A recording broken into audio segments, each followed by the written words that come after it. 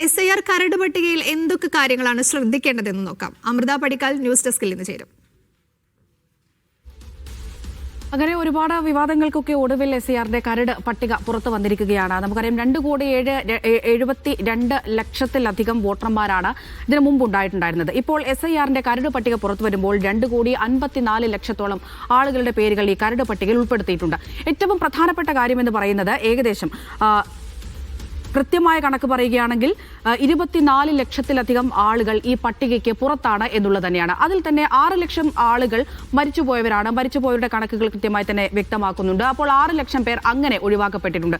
പക്ഷേ അപ്പോഴും എടുത്തു പറയേണ്ട ഒരു കാര്യം 18 ലക്ഷത്തോളം ആളുകളെ ഇപ്പോഴും കണ്ടെത്താൻ കഴിഞ്ഞിട്ടില്ല. അവരെവിടെ എന്നുള്ളൊരു ചോദ്യം നിലനിൽക്കുന്നുണ്ട്. ഇനി എന്തൊക്കെയാണ് തുടർ കടമ്പകൾ എന്ന് വിശദമായി തന്നെ പരിശോധിക്കേണ്ടതുണ്ട്. അത് നോക്കുകയാണെങ്കിൽ ഇപ്പോൾ അവകാശവാദം എതിർപ്പുകൾ ഈ പറഞ്ഞതുപോലെ ഒരുപാട് ആളുകൾ ഇപ്പോൾ പട്ടികയ്ക്ക് പുറത്താണ്. 3 തവണ BLOമാർ വീടുകളിൽ വന്ന് വിവരശേഖരണം നടത്തിയിട്ടുണ്ട്. അതിന്റെ പശ്ചാത്തലത്തിലാണ് നിലവിൽ ഇപ്പോൾ ഈ SIR കരട് പട്ടിക പുറത്തിറക്കിയിരിക്കുന്നത്.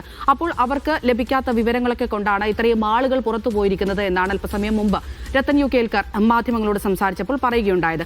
അപ്പോൾ ഇങ്ങനെ നമുക്ക് ഉള്ള എതിർപ്പുകൾ നമുക്ക് തെരഞ്ഞെടുപ്പ് കമ്മീഷനെ അറിയിക്കാവുന്നതാണ്. ഇനിയും ഈ രേഖയിൽ ഈ പട്ടികയിൽ ഇടം പിടിക്കാനുള്ള സാധ്യതകളുണ്ട്. എങ്ങനെയാണ് എന്ന് നോക്കാം.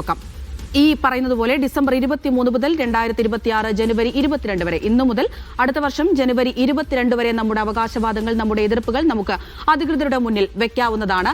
അത് ഘട്ടം ഘട്ടമായി എങ്ങനെ എന്ന് പരിശോധിക്കാം. ആദ്യത്തെ ഘട്ടം എന്ന് പറയുന്നത് അവകാശവാദം, എതിർപ്പുകൾ എങ്ങനെയാണ് അറിയിക്കേണ്ടത് എന്നുള്ളത് തന്നെയാണ്. ഡിക്ലറേഷൻ ഫോമിനൊപ്പം ഉചിതമായ ഫോം പൂരിപ്പിച്ച് നൽകേണ്ടതാണ് ഈ ആദ്യ ഘട്ടം എന്ന് പറയുന്നത്. അതിന് എന്തൊക്കെയാണോ നമ്മുടെ ആവശ്യങ്ങൾ, എങ്ങനെയാണ് നമ്മൾ പുറത്തായിരിക്കുന്നത് എന്ന് പരിശോധിച്ചതിന് ശേഷം അത് നമുക്ക് ഏത് രീതിയിൽ നൽകണമെന്ന് നോക്കാം. ഒന്നാമത്തേത് പുതുതായി പേര് ചേർക്കാനുള്ള ഫോമാണ്. ഈ പറഞ്ഞതുപോലെ നമ്മൾ ആ ഒരു ഘട്ടത്തിൽ ഒഴിവാക്കപ്പെട്ടിട്ടുണ്ടെങ്കിൽ നമ്മുടെ പേര് പുതുതായി കൂട്ടിച്ചേർക്കേണ്ടതുണ്ടെങ്കിൽ ഫോം 6 പൂരിപ്പിച്ച് നൽകി തെരഞ്ഞെടുപ്പ് കമ്മീഷന് മുന്നിൽ നൽകിക്കൊണ്ട് നമുക്ക് അതിലൂടെ പേര് ചേർക്കാൻ കഴിയും. രണ്ടാമത്തേത് പ്രവാസി വോട്ടർമാരുടെ പേര് ചേർക്കുക എന്നുള്ളതാണ്. നമുക്കറിയാം കേരളത്തെ സംബന്ധിച്ച് നിരവധി ആളുകൾ പ്രവാസികളാണ്. മറ്റു രാജ്യങ്ങളിലൊക്കെ ഉള്ള ആളുകൾ നിരവധിയാണ്. അതുകൊണ്ട് തന്നെ BLOമാരൊക്കെ ഈ പരിശോധനാ സമയത്ത്, വീട് കയറിയുള്ള പരിശോധനാ സമയത്ത് ഏറ്റവും കൂടുതലായി പറഞ്ഞിട്ടുണ്ടായിരുന്ന പ്രശ്നവും ഇത് തന്നെയാണ്. പ്രവാസികളെ ലൊക്കേറ്റ് ചെയ്യാൻ കഴിയുന്നില്ല, അവരുമായി സംസാരിക്കാൻ കഴിയുന്നില്ല, അവരുടെ രേഖകൾ കൃത്യമായി ഹാജരാക്കാൻ കഴിയുന്നില്ല, അവരുടെ പേരുകൾ ഉൾപ്പെടുത്താൻ കഴിയുന്നില്ല. അതുകൊണ്ട് തന്നെ ഈ പ്രവാസി വോട്ടർമാരുടെ പേര് ചേർക്കാൻ നമുക്ക് ഫോം 6A പൂരിപ്പിച്ച് നൽകിക്കൊണ്ട് മുന്നോട്ട് പോകാവുന്നതാണ്. മറ്റൊന്ന് മരണം, താമസം മാറൽ, ഇരട്ടിപ്പ് എന്നിവ മൂലം പേര് ഒഴിവാക്കാൻ. നേരത്തെ നമ്മൾ തുടക്കത്തിൽ പറഞ്ഞതുപോലെ 6 ലക്ഷത്തിലധികം ആളുകൾ മരിച്ചിട്ടുണ്ട്, അവരുടെ പേരുകൾ ഒഴിവാക്കപ്പെട്ടിട്ടുണ്ട് എന്ന് തെരഞ്ഞെടുപ്പ് കമ്മീഷൻ പറയുന്നുണ്ട്. അഥവാ അങ്ങനെയല്ല, ഈ മരിച്ച ആളുകളുടെ പേരുകൾ വീണ്ടും ഫോമിലുണ്ടെങ്കിൽ ആ പേര് ഒഴിവാക്കാൻ പരിശോധിച്ചതിന് ശേഷം ആ പേര് ഒഴിവാക്കുക. അതുപോലെ തന്നെ താമസം മാറി, ഈ വിവാഹത്തിന് ശേഷമൊക്കെ മറ്റ് ഇടങ്ങളിലേക്ക് താമസം മാറിയിട്ടുണ്ടാകാം, അല്ലെങ്കിൽ ഏതെങ്കിലും തരത്തിൽ എന്തെങ്കിലുമൊക്കെ പ്രശ്നങ്ങൾ കാരണം നമ്മുടെ അഡ്രസ്സൊക്കെ മാറിയിട്ടുണ്ടാകാം, അങ്ങനെയുള്ള കാര്യങ്ങൾ. അതുപോലെ തന്നെ ഇരട്ടിപ്പ്, വലിയ തരത്തിൽ നമ്മൾ വോട്ടർ പട്ടികയിൽ കാണുന്നതാണ് ഇത്തരത്തിലുള്ള ഇരട്ടിപ്പ്. ഒരാൾക്ക് തന്നെ 2 വോട്ട് പേരുള്ളതൊക്കെ നമ്മൾ കാണുന്നതാണ്. അപ്പോൾ അങ്ങനെയുള്ള പ്രശ്നങ്ങളുണ്ടെങ്കിൽ അത് രേഖാമൂലം ഒഴിവാക്കാൻ വേണ്ടി നമുക്ക് ഫോം 7 പൂരിപ്പിച്ച് നൽകാവുന്നതാണ്. മറ്റൊന്ന് വിലാസം മാറ്റാനും മറ്റ് തിരുത്തലിനും. നേരത്തെ കഴിഞ്ഞ പോയിന്റിൽ നമ്മൾ പറഞ്ഞതുപോലെ തന്നെ ഇത്തരത്തിൽ വിലാസം മാറുക, ഒരിടത്തു നിന്ന് ഇതുവരെ താമസിച്ചിടത്തു നിന്ന് നമ്മൾ വേറൊരിടത്തേക്ക് മാറുകയാണ്. അതുപോലെ തന്നെ മറ്റെന്തെങ്കിലും തിരുത്തലുകൾ ഒക്കെ ഉണ്ടെങ്കിൽ തന്നെ വീട്ടു നമ്പർ, അതുപോലെ തന്നെ വീട്ടുപേര്, ഇങ്ങനെയുള്ള പ്രശ്നങ്ങളൊക്കെ ഉണ്ടെങ്കിൽ ഫോംസ് 8 പൂരിപ്പിച്ച് നൽകിക്കൊണ്ട് നമുക്ക് അത് മുന്നോട്ട് പോകാവുന്നതാണ്. ഈ ഫോമുകൾ ഈ voters.eci.gov.in എന്ന ലിങ്കിൽ നമുക്ക് ലഭ്യമാകുന്നതാണ്. കൃത്യമായി പരിശോധിക്കുക, എവിടെയാണ് പിഴവ് വന്നത്, എവിടെയാണ് പ്രശ്നങ്ങളുള്ളത് എന്ന് മനസ്സിലാക്കിയതിന് ശേഷം ഈ പറഞ്ഞ ഫോമുകളിൽ ഏതാണ് നമുക്ക് പൂരിപ്പിച്ച് നൽകേണ്ടത് അത് പൂരിപ്പിച്ചുകൊണ്ട് നമുക്ക് വീണ്ടും പേര് ചേർക്കാനുള്ള അവസരമുണ്ട്. അടുത്തത് ഘട്ടം 2 ഈ പറഞ്ഞതുപോലെ ഒരുപാട് പേരുടെ പേരുകൾ ഇപ്പോൾ കരട് വോട്ടർ പട്ടികയിൽ ഉൾപ്പെടുത്തിയിട്ടുണ്ട്. പക്ഷേ അങ്ങനെയും നമ്മൾ സേഫ് ആണ് എന്നൊരിക്കലും പറയാൻ കഴിയില്ല.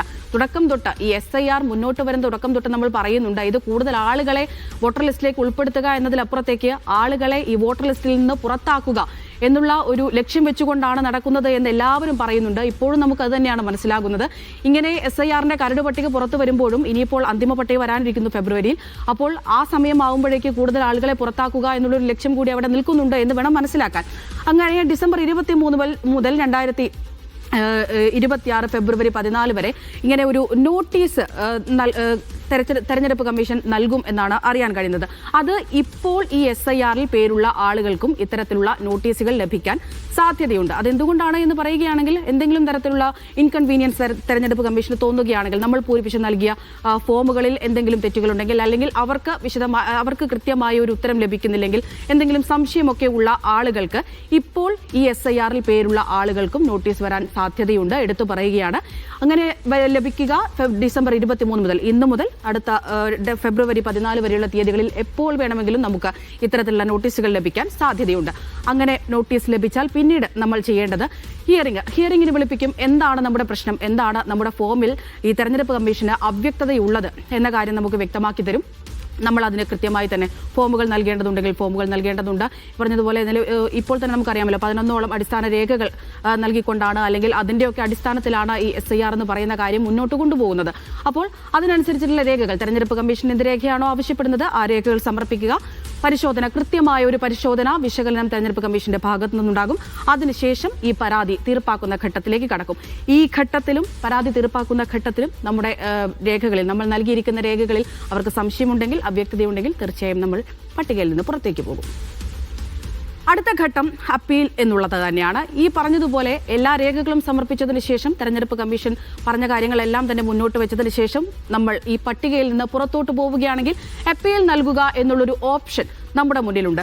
അത് ആദ്യഘട്ടം എന്ന് നോക്കുകയാണെങ്കിൽ, ഈ കരട് പട്ടികയിലുള്ളവർ ഹിയറിംഗിന് ശേഷം ഒഴിവാക്കപ്പെട്ടാൽ, ഈ പറഞ്ഞതുപോലെ രേഖകളൊക്കെ നൽകിയതിന് ശേഷം ഹിയറിംഗിന് ശേഷം നമ്മൾ വീണ്ടും ഒഴിവാക്കപ്പെടുകയാണെങ്കിൽ നമുക്ക് അപ്പീൽ നൽകാം. ആദ്യം നമുക്ക് അപ്പീൽ നൽകാൻ കഴിയുക ഈ ഒന്നാം അപ്പീലിലെ ഉത്തരവ് വന്ന് 30 ദിവസത്തിന് അകം നമുക്ക് ഇങ്ങനെ ഒരു അപ്പീലുമായി മുന്നോട്ട് പോകാം. ആ അപ്പീൽ നമ്മൾ നൽകേണ്ടത് ജില്ലാ തെരഞ്ഞെടുപ്പ് ഓഫീസർക്കാണ്.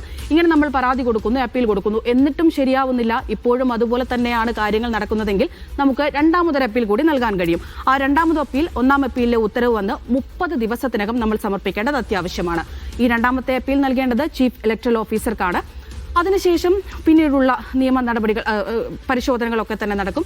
ഏറ്റവും ഒടുവിലായിരിക്കും അന്തിമ വോട്ടർ പട്ടിക വരിക. അത് ഏറ്റവും അവസാനം ഘട്ടം 4 2026 ഫെബ്രുവരി 21. ഇപ്പോൾ SIR-ന്റെ ഒരു കരട് പട്ടിക മാത്രമാണ് പുറത്തു വന്നിരിക്കുന്നത്. ഈ കടമ്പകളെല്ലാം കഴിഞ്ഞതിന് ശേഷം 2026 ഫെബ്രുവരി 21 നമുക്ക് അന്തിമ കരട് പട്ടിക ലഭ്യമാകും.